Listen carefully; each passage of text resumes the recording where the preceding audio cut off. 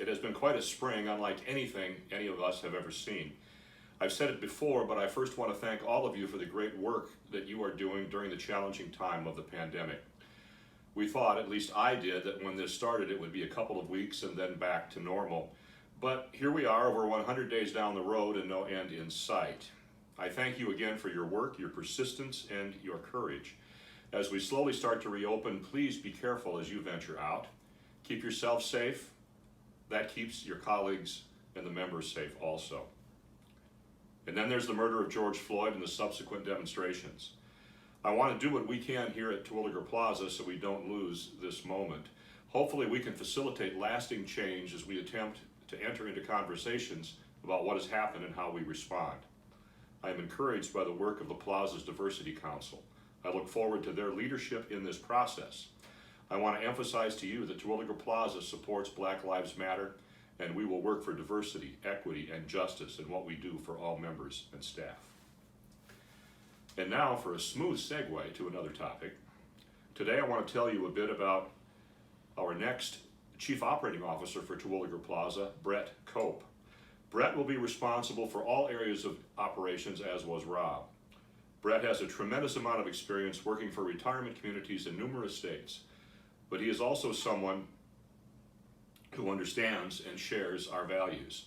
Brett's experience with retirement communities started with sales and marketing and expanded to all areas of operations. For the last number of years, he worked as the executive director in a number of retirement communities owned and operated by the company he worked for. As a result, he has experience in operations that is broad and deep. I am very happy to welcome Brett to the Terwilliger Plaza team. He will start on July 8th. And thank all of you for your great work.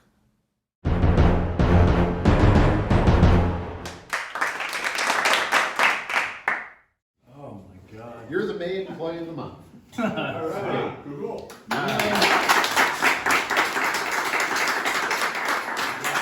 Here's your employee of the month pin. Cool. I'll read this out loud in front of everybody. Tyler's been an outstanding team member of our maintenance department through his 2.5 years at Terwilliger Plaza. He's always willing to drop whatever he's doing and help members or co-workers with even the slightest of tasks. He's a master of his craft and has taken a large role in the upkeep of the common areas and remodeling of apartments. Tyler also has a way of finding positives in what otherwise are tough situations. Tyler has been a key player in the beautification of the outdoor areas of the Terwilliger Plaza campus. From refinishing all the outdoor benches and painting the gazebo in the back of the Metcalf, and even painting a beautiful mural in the Metcalf garden walk. Tyler's made it a priority to cheer our members up through uncertain times. Thank you for all your hard work and efforts. You're here.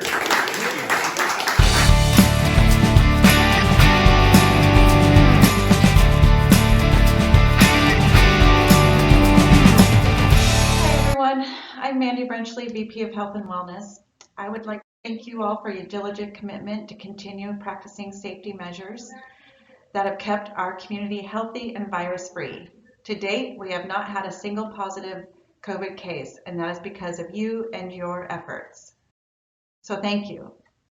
And please keep up the good work, especially as we enter the 4th of July holiday weekend.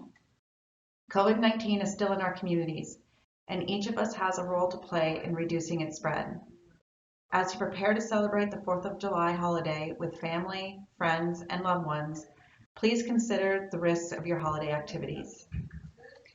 Here are some tips for staying safe and reducing your risk of exposure over the holiday weekend. The safest choice this holiday is to celebrate at home.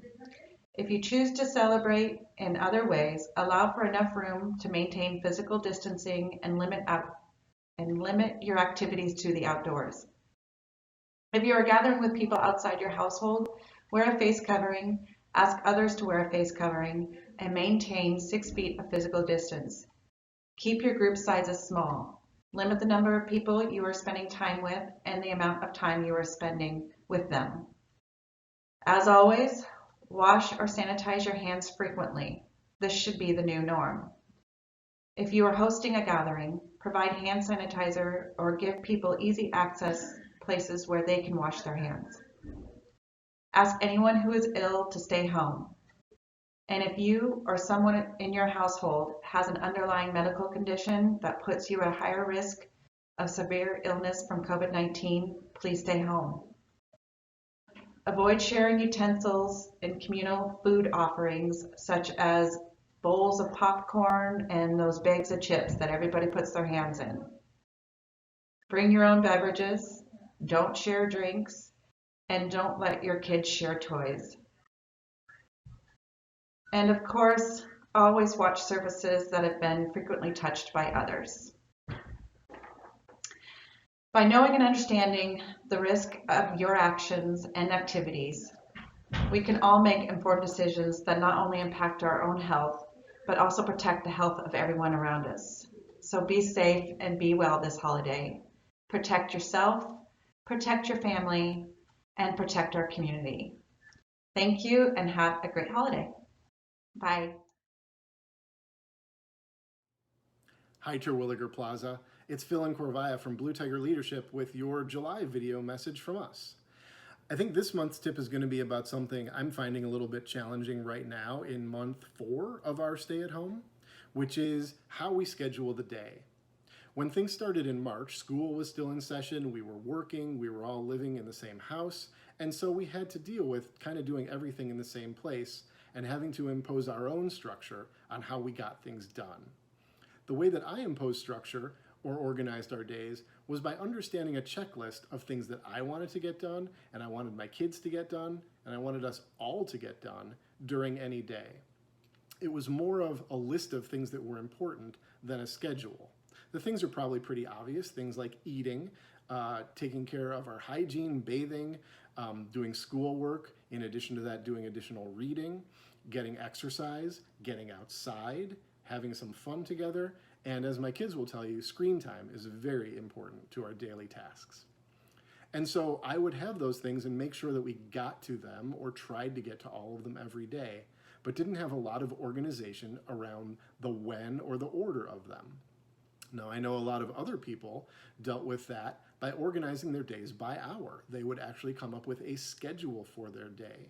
They would figure out what was important to them, and they would write an hourly schedule for the day, and they would break it down and have schedules for everyone about who was doing what when. And that certainly has a lot of advantages as well for not needing to decide what's important, just going down and making sure that you're accomplishing all of those things on the schedule. What I'm noticing is that here, it's almost July, and it's beginning to feel a little bit like Groundhog's Day for me as the person who comes up with this daily routine. And so one of the things I'm going to do to change it is I'm going to try the other method. I'm going to start scheduling things more time-based, more hour to hour, or half hour if that makes more sense, so that there's a little bit less choice and a little bit less decision-making about what happens as we go through our day. And I'm hoping that that will take a little bit of the pressure off of coming up with what to do when, and also will simply be something new and a different way of being in this stay-at-home period.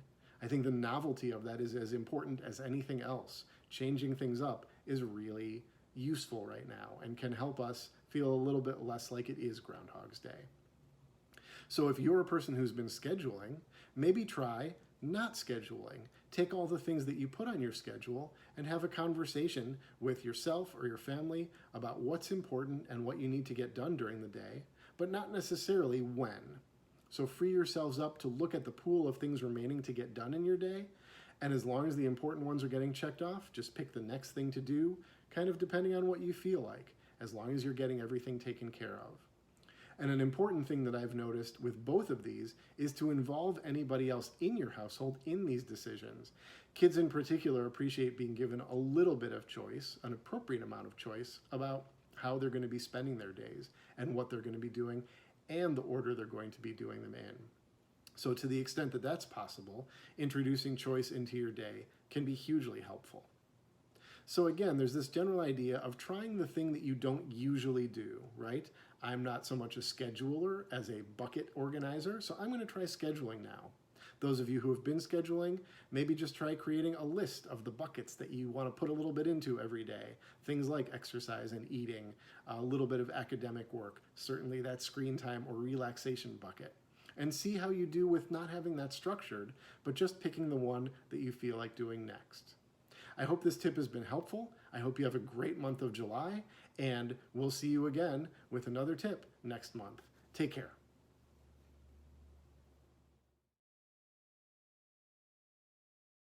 Hi folks, it's Mandy again.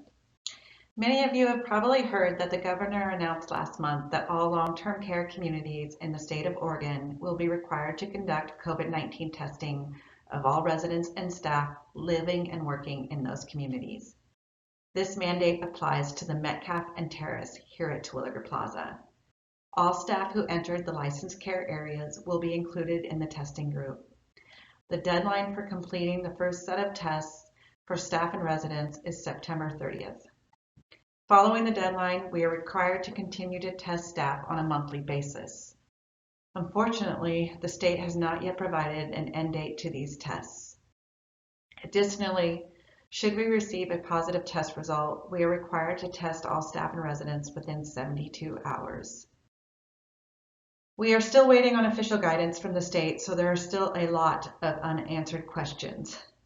Once we get the official details, we will share our plans for conducting tests with you. In the meantime, if you have any questions or concerns about the mandatory testing requirement, please contact myself or Heather Lucas, Director of Health Services, or Kat Moore, Ally In-Home Services Administrator, and we will do our best to get you the answers you seek. Thank you.